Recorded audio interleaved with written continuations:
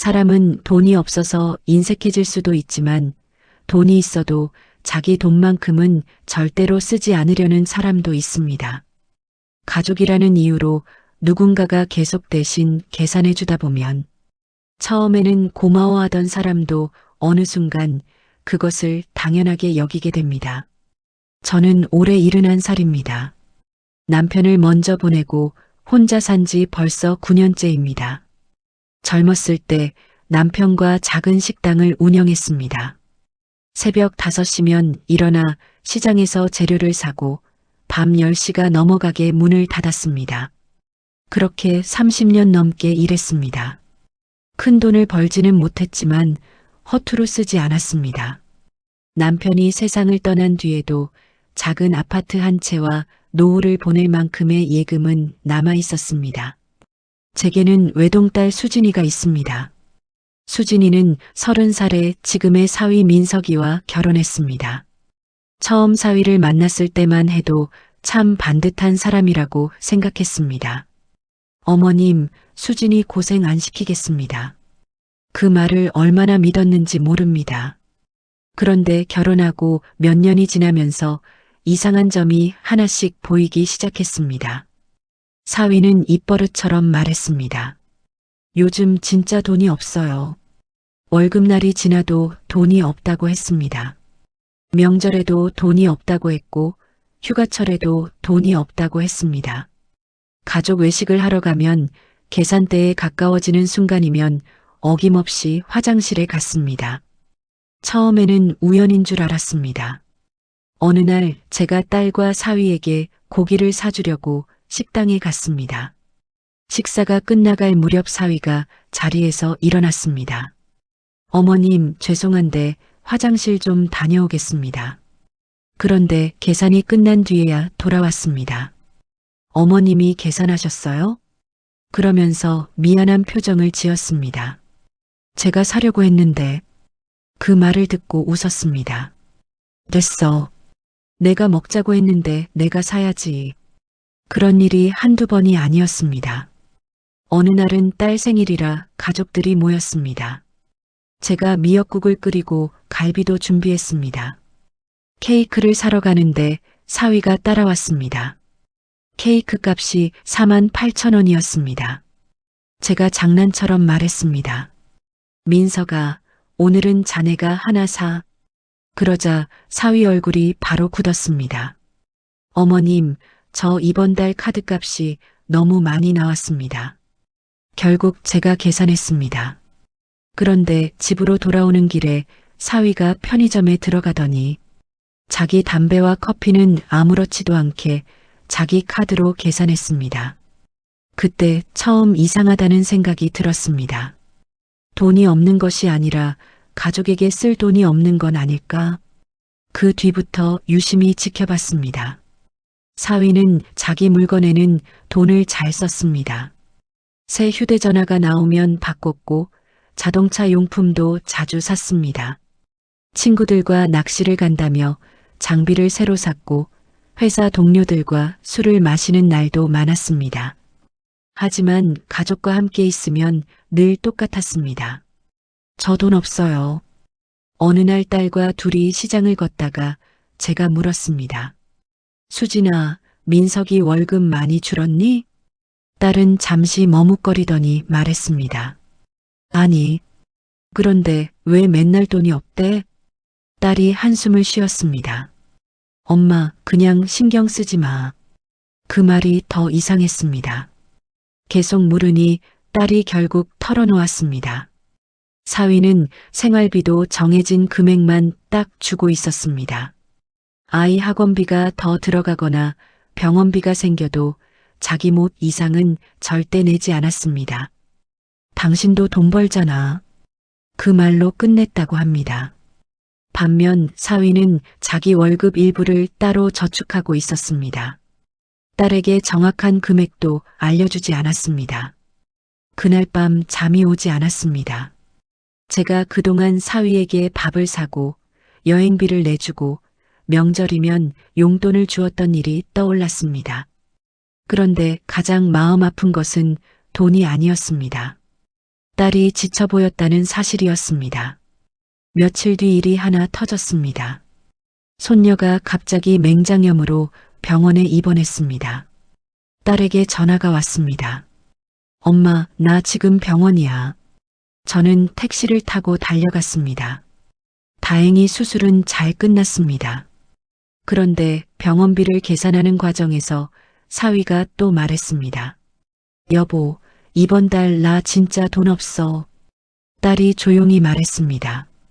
민석 씨, 우리 딸 병원비야. 나도 알아. 그런데 없는 걸 어떻게 해? 저는 그 모습을 가만히 보고 있었습니다. 그리고 물었습니다. 민석아, 네, 어머님. 통장에 돈이 하나도 없니? 사위는 제 눈을 피했습니다. 거의 없습니다. 그래. 저는 더 묻지 않았습니다. 결국 딸이 자기 카드로 병원비를 계산했습니다. 집으로 돌아오는 길에 딸이 울었습니다. 엄마, 나 너무 지쳐. 그 말을 듣는 순간 마음속에서 무언가가 바뀌었습니다. 사위를 혼내고 싶었던 것이 아닙니다. 다만 한 번쯤은 자기 지갑을 열어야 가족이 어떻게 유지되는지 알게 해주고 싶었습니다. 그날부터 저는 사위에게 단 한 푼도 쓰지 않기로 했습니다. 그리고 며칠 뒤 사위에게 전화를 걸었습니다. 민석아. 네, 어머님. 이번 주말 시간 있니? 왜요? 저는 아무렇지 않은 목소리로 말했습니다. 오랜만에 가족끼리 바람이나 쐬러 가자. 사위는 잠시 침묵하다가 물었습니다. 어머님이 여행비 내시는 거죠? 그 말을 듣는 순간 저는 속으로 웃었습니다. 그래. 걱정하지 마. 하지만 사위는 몰랐습니다. 이번 여행은 제가 돈을 쓰기 위한 여행이 아니었습니다. 사위가 평생 닫아두었던 자기 지갑을 열게 만드는 여행이라는 것을 말입니다. 토요일 아침이 되었습니다. 딸과 사위, 손녀가 우리 집 앞으로 왔습니다. 사위는 기분이 좋아 보였습니다. 어머님, 어디 가는 겁니까? 가보면 알아. 제가 예약한 곳은 차로 2시간 정도 떨어진 바닷가였습니다. 도착하자 사위가 놀랐습니다. 바다가 보이는 제법 괜찮은 숙소였기 때문입니다. 여기 비싸겠는데요? 왜? 걱정돼? 사위가 웃었습니다. 아니죠. 어머님이 모처럼 쓰시는 건데 저희야 감사하죠. 그 말을 듣는데 웃음이 나왔습니다. 점심시간이 되자 근처 횟집으로 갔습니다. 회를 먹고 매운탕까지 먹었습니다. 계산서가 나왔습니다. 18만 6천 원이었습니다. 평소 같으면 제가 지갑부터 꺼냈을 겁니다. 하지만 그날은 가만히 앉아 있었습니다. 사위도 가만히 있었습니다. 딸도 제 눈치를 봤습니다. 잠시 후 직원이 말했습니다. 계산 도와드리겠습니다. 그제야 사위가 저를 바라봤습니다. 어머님? 저는 태연하게 말했습니다. 왜? 계산 안 하세요? 아. 저는 가방을 뒤적였습니다. 그러다 깜짝 놀란 표정을 지었습니다. 어머나. 왜요? 지갑을 집에 두고 왔네. 사위 얼굴이 굳었습니다. 딸은 제 얼굴을 보더니 무언가 눈치챈 듯 입을 다물었습니다. 사위가 말했습니다. 카드도 없으세요? 지갑에 있지. 휴대전화 결제는요? 난 그런 거 할 줄 몰라. 잠시 침묵이 흘렀습니다. 사위가 딸을 바라봤습니다. 여보, 당신이 계산해. 그런데 딸도 그날만큼은 제 편이었습니다. 나 카드 한도 거의 다 찼어. 사위의 표정이 달라졌습니다. 결국 아주 천천히 지갑을 꺼냈습니다. 제가 처음 보는 카드였습니다. 제가 일단 계산할게요. 18만 6천 원. 사위가 결제했습니다. 식당을 나오자마자 사위가 말했습니다. 어머님, 집에 가시면 보내주세요. 저는 고개를 끄덕였습니다. 그래. 그런데 이것은 시작에 불과했습니다. 카페에 갔습니다. 커피 3잔과 손녀 음료, 케이크를 주문했습니다. 5만 원 가까이 나왔습니다. 제가 말했습니다. 민서가 계산 좀 해라. 사위가 놀랐습니다. 또 제가요? 내가 지갑이 없다니까. 결국 다시 사위 카드가 나왔습니다. 저녁에는 바닷가 근처 식당에 갔습니다. 이번에는 12만 원이 나왔습니다. 사위의 얼굴이 점점 어두워졌습니다. 숙소로 돌아가는 길에 주유등까지 들어왔습니다. 제가 말했습니다. 기름 넣어야겠네. 사위는 이제 웃지도 않았습니다. 주유소에서 7만 원을 결제했습니다. 그날 하루 사위가 쓴 돈이 40만 원을 넘어갔습니다. 평소라면 한 달 동안 가족에게도 쓰지 않았을 돈이었습니다. 그런데 숙소에 도착하자 더 큰 일이 기다리고 있었습니다. 프런트 직원이 말했습니다. 고객님, 객실 잔금 결제 부탁드립니다. 사위가 저를 바라봤습니다. 어머님, 숙소 결제 안 하셨어요? 예약금만 냈는데? 잔금은요? 지금 내야지. 사위 얼굴이 하얗게 변했습니다. 얼마인데요? 직원이 금액을 알려주었습니다. 사위가 저를 빤히 바라봤습니다. 저는 아무 말도 하지 않았습니다. 결국 사위가 또 카드를 꺼냈습니다. 그런데 결제가 되지 않았습니다. 한도 초과입니다. 직원의 말에 사위 얼굴이 빨개졌습니다. 사위는 다른 카드를 꺼냈습니다. 이번에는 결제가 됐습니다. 방으로 올라간 뒤 사위가 참지 못하고 말했습니다. 어머님, 이건 좀 아니지 않습니까? 저는 물었습니다. 뭐가? 저 오늘 돈 엄청 썼습니다. 가족한테 쓴 거잖아. 그래도 그렇죠. 저는 사위를 바라보았습니다. 그리고 처음으로 물었습니다. 민서가 오늘 돈 쓰니까 아깝니까? 사위가 대답하지 못했습니다. 수진이는 그걸 몇 년 동안 했어. 방안이 조용해졌습니다.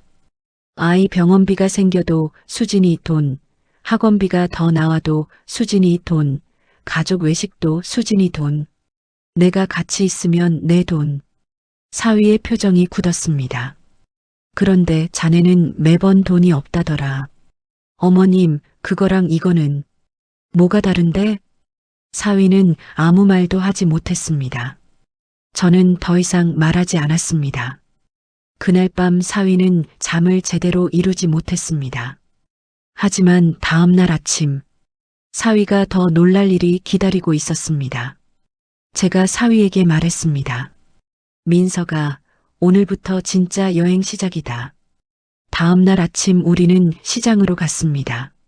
손녀가 먹고 싶다는 간식을 샀습니다. 사위가 계산했습니다. 아침 식사를 했습니다. 사위가 계산했습니다. 주차비도 사위가 냈습니다. 손녀가 작은 인형 하나를 갖고 싶다고 했습니다. 사위는 잠시 가격표를 바라봤습니다. 2만 5천 원이었습니다. 예전 같으면 딸에게 말했을 겁니다. 당신이 사줘. 하지만 그날은 아무 말 없이 자기 카드로 계산했습니다. 손녀가 인형을 안고 말했습니다. 아빠 고마워. 그 말을 들은 사위가 잠시 멈췄습니다. 저는 그 모습을 가만히 바라봤습니다. 점심때가 되었습니다. 이번에는 평범한 국밥집에 들어갔습니다. 4사람이 먹어도 4만 원 정도였습니다. 식사를 마친 뒤 제가 일부러 먼저 밖으로 나갔습니다. 잠시 후 사위가 계산하고 나왔습니다. 그런데 이상했습니다. 어제처럼 짜증난 표정이 아니었습니다. 차에 올라타 사위가 말했습니다. 어머님, 왜? 어제부터 제가 얼마 썼는지 아십니까? 모르지. 거의 70만 원 썼어요. 그래. 제 지갑이 텅 비는 기분입니다. 저는 웃지 않았습니다. 조용히 물었습니다. 민서가 그런데 자네 가족배는 찾지? 사위가 저를 바라봤습니다. 수진이도 밥 먹었고 자네 딸도 좋아하는 인형 하나 생겼고 다 같이 바다도 봤잖아. 사위는 아무 말도 하지 않았습니다. 저는 계속했습니다. 가족에게 쓰는 돈은 없어지는 돈만은 아니야. 그 돈으로 추억도 사고, 마음도 사고, 서로 믿고 사는 시간을 사는 거야. 사위가 창밖을 바라봤습니다. 그때 딸이 조용히 울기 시작했습니다. 엄마, 그만해. 하지만 저는 멈출 수 없었습니다. 수진아, 엄마가 민석이 혼내려고 이러는 거 아니다. 그리고 사위를 바라봤습니다. 나는 자네가 가난한 줄 알았다. 사위의 눈이 흔들렸습니다. 그래서 밥도 사주고 여행비도 내주고 명절이면 용돈도 더 챙겨줬어. 죄송합니다. 그런데 알고 보니 자네는 돈이 없는 사람이 아니더구나. 저는 잠시 말을 멈췄습니다. 자기 돈을 가족에게 쓰기 싫었던 사람이었어. 그 말에 사위가 고개를 숙였습니다. 잠시 뒤 사위가 뜻밖의 이야기를 꺼냈습니다. 어릴 때 사위의 아버지는 사업에 실패했다고 했습니다. 집에 빚쟁이가 찾아오고 부모가 돈 때문에 싸우는 모습을 수도 없이 봤다고 합니다. 그때부터 돈이 없어지는 것이 두려웠다고 했습니다. 결혼한 뒤에도 비상금이 줄어드는 것이 무서웠습니다. 그래서 자기 통장에 일정 금액 이상이 있어야 마음이 놓였다고 합니다. 처음에는 가족을 지키려고 모았습니다. 사위가 말했습니다. 그런데 어느 순간 돈을 지키느라 가족한테 책임을 떠넘기고 있었던 것 같습니다. 저도 그 말을 듣고 마음이 조금 누그러졌습니다. 사위에게도 이유가 있었습니다. 하지만 이유가 있다고 잘못이 없어지는 것은 아니었습니다. 민서가, 네. 돈을 모으는 건 잘못이 아니야. 네. 그런데 자네 가족이 힘들어하는데 혼자만 지갑을 잠그면 그건 절약이 아니다. 사위의 눈에 눈물이 맺혔습니다. 저는 마지막으로 말했습니다. 자네가 돈을 지키는 동안 수진이는 혼자 가족을 지키고 있었어. 그 말에 사위가 결국 고개를 숙였습니다. 집으로 돌아오는 길, 휴게소에 들렀습니다.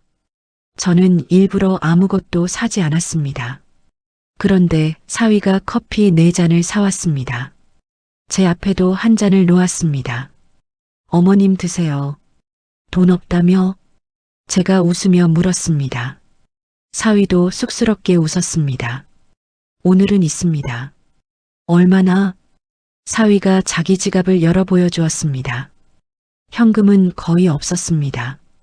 그러면서 말했습니다. 진짜 거의 다 썼습니다. 저는 그제야 가방 깊숙한 곳에서 제 지갑을 꺼냈습니다. 사위의 눈이 커졌습니다. 어머님, 딸도 웃음을 터뜨렸습니다. 엄마 역시 가지고 있었지? 저는 처음부터 지갑을 가지고 있었습니다. 사위는 황당한 얼굴로 저를 바라봤습니다. 일부러 그러신 겁니까? 그래. 저 돈 쓰게 하려고요? 그래. 잠시 침묵하던 사위가 결국 웃었습니다. 장모님한테 제대로 당했네요. 하지만 아직 끝난 것이 아니었습니다. 집으로 돌아온 뒤 저는 사위에게 봉투 하나를 건넸습니다. 사위가 여행에서 사용한 돈을 적어 놓은 봉투였습니다. 그런데 그 안에는 돈이 한 푼도 들어있지 않았습니다. 대신 종이 한 장만 들어 있었습니다. 사위가 종이를 펼쳤습니다. 제가 직접 쓴 글이었습니다. 민서가, 이번 여행에서 자네가 쓴 돈은 내가 갚지 않겠다. 왜냐하면 그 돈은 나에게 쓴 돈이 아니라 자네 아내와 자네 딸, 그리고 자네 가족에게 쓴 돈이기 때문이다. 하지만 그보다 더 중요한 것이 있다. 돈은 다시 벌 수 있지만 가족과 함께할 시간은 다시 살 수 없다. 사위는 한동안 종이만 바라봤습니다. 저는 말을 이었습니다. 섭섭하니? 아닙니다. 정말? 사위가 고개를 저었습니다. 처음에는 솔직히 돈 돌려받을 생각했습니다. 그리고 딸을 바라봤습니다. 그런데 이제는 안 받아도 될 것 같습니다. 그날 이후 사위는 조금씩 달라졌습니다. 갑자기 씀씀이가 큰 사람이 된 것은 아니었습니다. 저도 그것을 원하지 않았습니다. 다만 가족이 함께 책임져야 할 돈 앞에서 더 이상 도망가지 않았습니다. 손녀 병원비가 나오면 먼저 자기 카드를 꺼냈습니다. 학원비가 오르면 딸과 함께 상의했습니다. 한 달 생활비도 다시 정했습니다. 무엇보다 자기 저축액을 처음으로 딸에게 공개했습니다. 딸에게 전화가 왔습니다. 엄마, 왜? 민석 씨가 생활비 더 내겠대. 딸의 목소리가 밝았습니다. 저도 모르게 웃음이 났습니다. 그런데 한 달 정도 지난 어느 일요일이었습니다. 사위에게 전화가 왔습니다. 어머님, 오늘 저녁 시간 있으세요? 왜? 저녁 사드리려고요. 너 돈 없다며? 잠시 조용하더니 사위가 웃었습니다. 그 말 이제 안 하려고요. 저녁에 식당으로 갔습니다. 비싼 곳도 아니었습니다. 동네에 있는 평범한 돼지갈비집이었습니다. 딸과 손녀도 함께였습니다. 식사를 마치고 계산서를 가져왔습니다. 저는 습관처럼 가방으로 손을 뻗었습니다. 그 순간 사위가 제 손을 막았습니다. 어머님, 왜? 오늘은 절대로 지갑 열지 마세요. 사위가 자기 카드를 꺼냈습니다. 그리고 처음으로 누구의 눈치도 보지 않고 계산했습니다. 식당을 나오는데 손녀가 사위 손을 잡았습니다. 아빠, 오늘 아빠가 사준 거야? 그럼, 우리 아빠 부자네. 그 말에 모두 웃었습니다. 하지만 사위가 손녀에게 말했습니다. 아빠 부자 아니야. 그러더니 딸을 바라보고 저를 바라보았습니다. 그래도 가족한테 밥 한 끼 살 돈은 있어. 그 말을 듣는데 가슴이 뭉클했습니다. 며칠 뒤 사위가 혼자 저를 찾아왔습니다. 손에는 작은 봉투 하나가 들려 있었습니다. 어머님, 이거 받으세요. 열어보니 여행 때 제가 먼저 냈던 예약금이 들어 있었습니다. 이건 왜죠? 여행비요. 필요 없다. 받아주세요. 사위가 제 손에 봉투를 꼭 쥐어주었습니다. 제가 그동안 어머님한테 너무 당연하게 얻어먹었습니다. 그리고 고개를 숙였습니다. 죄송합니다. 저는 한동안 사위를 바라보다가 말했습니다.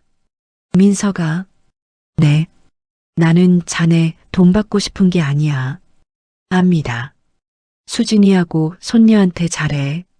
그러겠습니다. 사위가 돌아간 뒤 저는 식탁에 앉아 봉투를 바라봤습니다. 결국 그 돈은 받지 않았습니다. 며칠 뒤 손녀 이름으로 된 통장에 넣어 주었습니다. 하지만 사위에게는 말하지 않았습니다. 그 돈만큼은 제가 손녀에게 주는 할머니의 마음이었으니까요. 사람들은 흔히 돈을 아껴야 노후가 편하다고 말합니다. 맞는 말입니다. 저 역시 평생 돈을 아끼며 살았습니다. 하지만 살아보니 알겠더군요. 아껴야 할 돈과 써야 할 돈을 구분하지 못하면 돈은 남아도 사람이 떠날 수 있다는 것을 말입니다. 가족이라고 무조건 희생할 필요도 없습니다. 부모라고 평생 자식의 지갑이 되어줄 필요도 없습니다. 그리고 돈을 번다는 이유만으로 자기 목만 챙기며 살아서도 안 됩니다. 가족은 한 사람이 모든 짐을 지는 관계가 아니라 서로 조금씩 나누어 드는 관계이기 때문입니다. 몇 달 뒤 제 생일날이었습니다. 딸 가족이 찾아왔습니다. 사위는 작은 케이크와 미역국 재료를 들고 왔습니다. 어머님, 생신 축하드립니다. 식사가 끝난 뒤 제가 장난스럽게 물었습니다. 민서가 오늘 케이크 얼마 줬어? 예전 같으면 사위는 가격부터 말했을 겁니다. 그런데 그날은 웃으며 대답했습니다. 그건 왜 물어보세요? 돈 아깝잖아. 사위가 고개를 저었습니다. 안 아깝습니다. 왜? 사위는 잠시 저를 바라보더니 말했습니다.